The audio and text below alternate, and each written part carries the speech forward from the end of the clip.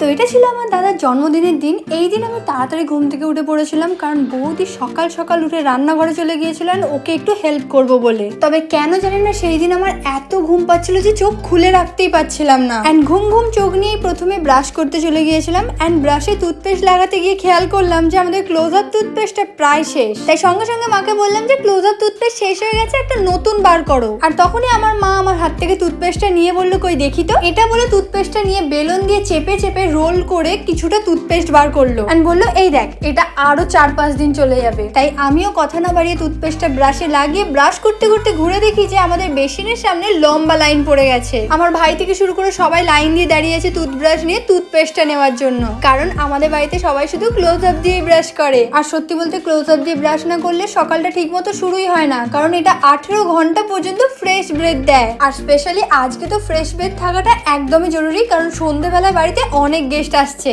তো যাই হোক, ব্রাশ করা হয়ে যাওয়ার পর দাদার জন্মদিনের প্রস্তুতিতে লেগে পড়লাম। বৌদি ওইদিকে রান্না করছিল আর আমি ওকে টুকটাক কিছু কিছু হেল্প করে দিচ্ছিলাম। তো সব রান্না বান্না কমপ্লিট হয়ে যাওয়ার পর এবার পালা হচ্ছে খাওয়া দাওয়া। সত্যি বলতে মেনুতে আজকে অনেক কিছু ছিল, সমস্ত কিছুই দাদার পছন্দের ছিল।